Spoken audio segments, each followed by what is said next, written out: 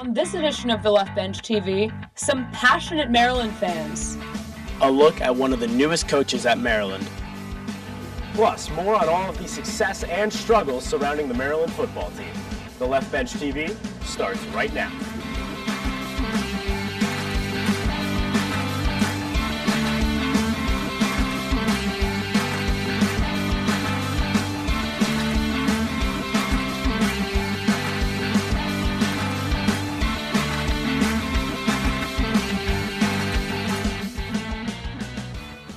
Welcome to the first TLB TV of the school year. I'm Jack Schemmel. And I'm Rachel Hersheimer. I don't know about you, Jack, but I am so excited to be back in College Park. Yeah, being on a college campus in the fall, what could be better? I mean, Maryland football is back, and more specifically, Maryland football has experienced a lot of highs and lows throughout the past few months. But after playing 2 games, the Terrapins have given fans a reason to cheer. And our Zach Solon is standing outside Capital One Field at Maryland Stadium with all the latest on the program. Zach?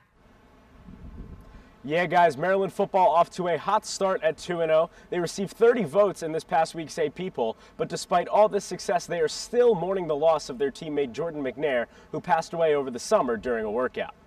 And as the Terps prepared for their season opener against Texas, the players came together to announce how they would honor Jordan's memory, including the foundation of a scholarship in his name and announcing they will wear his number, 79, on their helmets this season.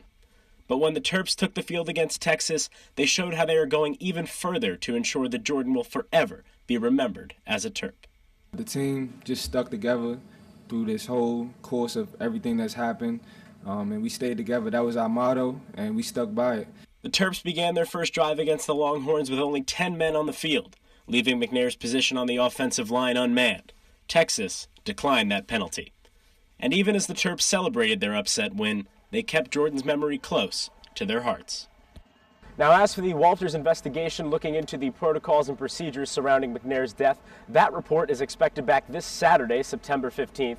But for the separate investigation looking into an alleged toxic culture in the football program, Jack and Rachel, we have no idea when that report will be released. But for now, back to you guys in the studio.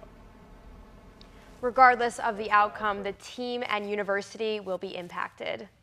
On a lighter note, when there is football, there is tailgating. Our Danielle Stein and Ryan Homeler hung out around FedEx Field before the Maryland-Texas game and took a look at all the festivities.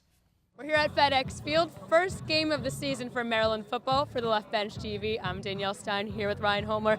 We're here talking to some Terps fans before kickoff. So we're big foodies ourselves, so we'd love to see what you guys have going on today. Give us a little tour of the buffet. So we did a breakfast burrito. So we had some eggs with the grill, but now it's just pulled chicken, barbecue chicken. Celeb shot real quick. All right. I got you. I don't want to hit your food if you want to move this. All right. All right, MTV, welcome to my crib. I'm here with Ryan Homeler, owner of this vehicle. Give us a little tour here. All right, let me take you through my crib. Do you like Maryland football? Yeah. Do you have a favorite player on the team? Stefan did. And we're actually going to go to the Rose Bowl. The Rose Bowl. And we actually have started making hotel arrangements because so many people don't believe in us. We're getting really good hotel rates. Back here, as you can see, my TV, beautiful, huge speakers. Get that, it's bumping. It's bumping. We don't do quiet here. Bumping. Does that count? Count it, count it, count it. 1 point left bench. Okay, and then third question, most important. Why does no one love me? You're going to need some help on that one. That one I can't help you with.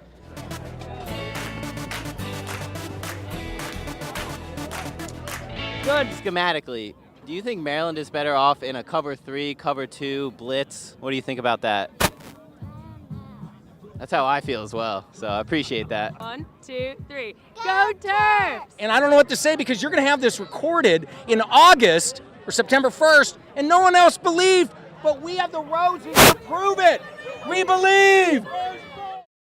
Thanks, Danielle. We now welcome in football reporter Noah Gross to answer some rapid-fire questions about the team. So, Noah, who has impressed the most so far? Rachel, believe it or not, I'm not going to say an offensive player, although the offense has been great. I'm going to go with Byron Cowart, the defensive end. First year at Maryland, said he was not having fun before. Clearly having fun now with Maryland. He's been wreaking havoc in the first 2 games. And what is different about this Matt Canada offense? There's so much motion. Defenses are so confused. And he also uses so many different players from skill positions. Running backs, he's using about 6 or 7 different receivers. And Maryland has a lot of good ones, so it's good for the offense. Talking about that motion, how many jet sweeps do we see this weekend against Temple? Jack, not a betting man myself, but I think we have to go with the over. They usually have one stretch in the game where they run off about 5 or 6 in a row, and they continue to work. So against a team like Temple, they are probably going to go over. As Big Ten play approaches, though, how will we see Maryland manage this running back by committee situation? It's probably the most talented position group on the entire team, Jack. I mean, you have McFarland, Funk, who didn't even play last week, Ty Johnson, everybody, Taivon, Fleet Davis, too. I think they're going to continue to use a lot of running backs because as you go through the grind of conference play, you want a lot of people in the backfield, not just one bell cow. So they'll keep using about 5 or 6 of them. And Noah, I got to get your insight on this. Is this Kasim Hill's team? I think it's officially Kasim Hill's team, Rachel. In the last game against Bowling Green, Maryland in the first half was being penalized a lot and he got pushed out of the red zone at one point. Hill went in the huddle and just said everybody settle down and pointed to himself. And I think at that moment he really cemented that it was his team. And any chance you think we're going to see Pigram this weekend? We may see him, but I don't really see a reason to play him. As I said, Hill's been playing very well, is clearly the leader of this team as the quarterback. And Pigram, he had one good run last week, but he immediately fumbled. So I don't think we really should see him in the future. And Noah, seeing these first 2 games of the season, how many games do you think Maryland wins? It's early, Jack, but I think a good guess would probably be about 7. They're better than last year. They're talented, but I mean, the grind of the Big Ten East is going to be tough. So I'll go with 7 right now. And that grind of the Big Ten East, how many games do you think Maryland wins? Realistically, 3 or 4 is probably normal, but the good thing for Maryland this year is there's not many games you go into where you say they have no chance. Last year, there's plenty of those games. This year, maybe Ohio State, Penn State, but if they stay healthy, which is a big if, as we know with Maryland, they have a chance with almost any team in the Big Ten East. All right, thanks, Noah. And with Big Ten play right around the corner, we'll take a look at what else went on in the conference. Penn State, after a scare against Appalachian State in Week 1, absolutely ran Pittsburgh off their home field, winning 51-6 and moving to 2-0. Ohio State and Dwayne Haskins, a TERP commit at one point, crushed a visiting Rutgers 52-3. Ohio State and Penn State look like the favorites in the Big Ten East, and the whole nation will have their eyes on that September 29th meeting in Happy Valley. Out in the Pacific time zone, Michigan State dropped a low-scoring, grinded-out game to a Herm Edwards-coached Arizona State team, 16-13. Also, Purdue fell at home to Eastern Michigan. Boiler down. Heading over to the field hockey and lacrosse complex, Maryland field hockey put on quite the show against Duke in the Big Ten ACC Cup last week. It took 14 minutes into the game before the scoring party started. Freshmen showing off their fresh abilities. Maya Kloon sends this one to the back of the net alongside Bibi Donrad, who deflected the shot. Terps up 1-0. 1 minute later, sophomore Bodil Kos makes it a 2-0 lead, but the Blue Devils not going down without a fight, pushing back with 3 second-half goals. Finishing off strong, junior Nico Lorenz seals the deal with a shot off the penalty corner for the final goal of the game. Terps beat Duke 4-3. Senior goalie Sarah Holliday helped carry the team with 10 saves in the game, and after her big performance, she was named Big Ten Defender of the Week. Bodil Kos, as a freshman, was the last Terp to be named this title. Maryland field hockey will be back in action at home Friday, September 21st. The Maryland men's soccer team is still winless as of Monday night, and dating back to last season, the group has not won a game since October 13th. I was able to take a look at one major problem with this Terrapin team.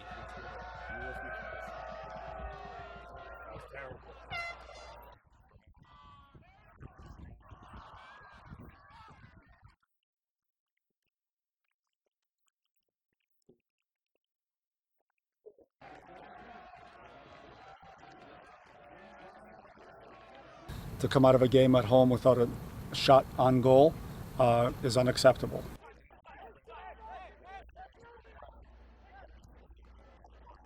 We're good defensively. We just need to just capitalize on the offensive side because we can't defend all game. We can't defend 90 minutes, you know. We just have to just keep moving and just play the game.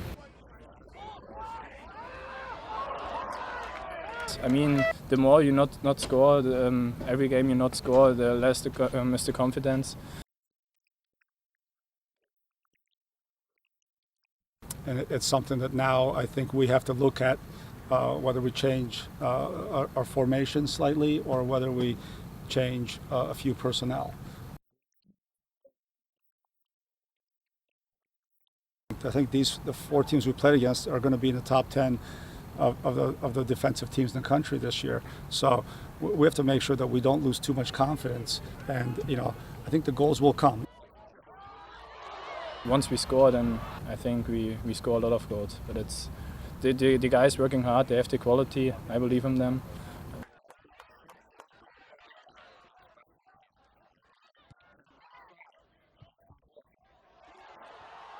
The other team that calls Ludwig Field home isn't having the best stretch either. Maryland women's soccer won 2 of their first 3 games of the season, but since their win against Appalachian State on August 24th, they have scored just 1 goal, going 0-2-2. Those 2 draws came this past week. First, against a visiting Central Florida. UCF got on the board first with this cheeky chip by Kanya Plummer, but Hope Lewandowski in the 64th minute finds one that the keeper can't corral and puts it into the back of the net. The game went into double overtime, but neither team could find a winner in the 20 extra minutes. Final score, 1-1. Sunday night, Terps hosting the Colonials of George Washington. And well, it finished the way it started, 0-0. Goalie Rachel Egiet helped keep the clean sheet with a ridiculous diving save, but missed opportunities like that one from Michaela Days, and this one from Hope Lewandowski late kept the game scoreless.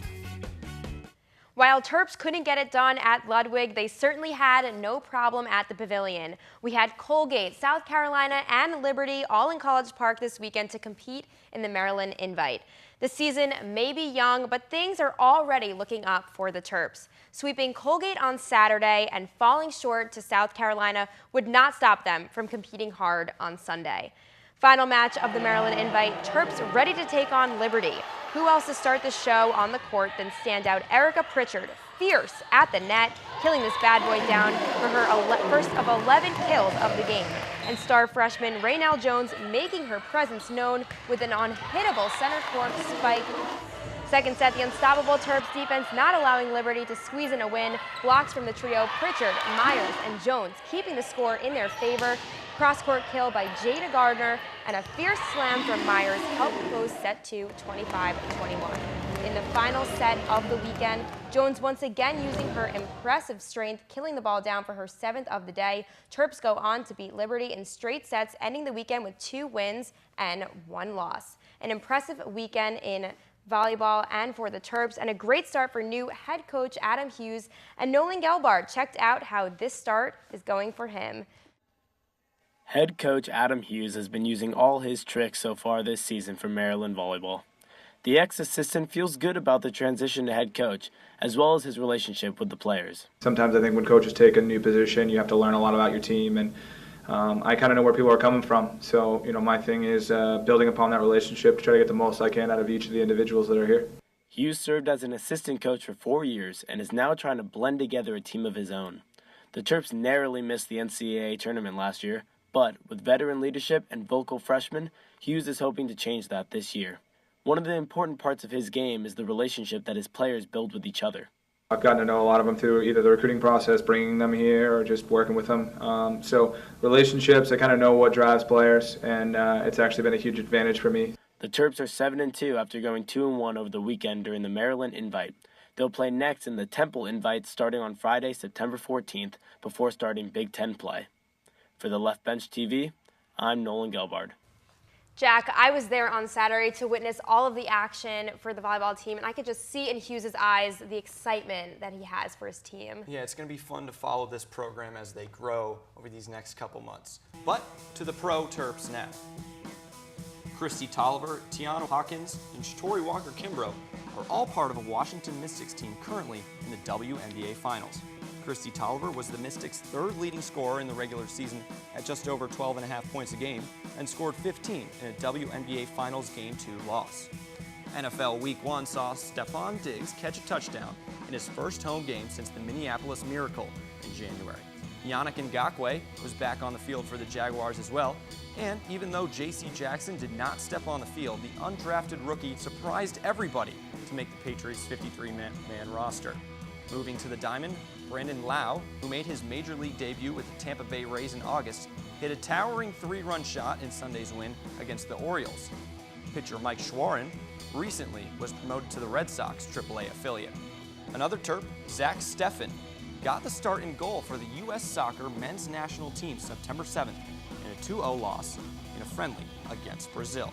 We talked a lot about this volleyball player during the show, and she really stood out at the pavilion. My favorite segment of the show, the Terp of the Week, is freshman middle blocker RAINELLE Jones. In just 9 matches, she has already 57 kills on the season.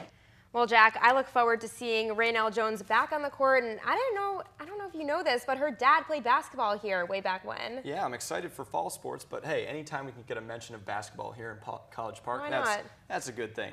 Well, that's it for our first show of the year. I'm Jack Schemmel. And I'm Rachel Hersheimer. Thanks for watching, and make sure to keep up with all of our content on Facebook and Twitter at The Left Bench. We'll see you next time.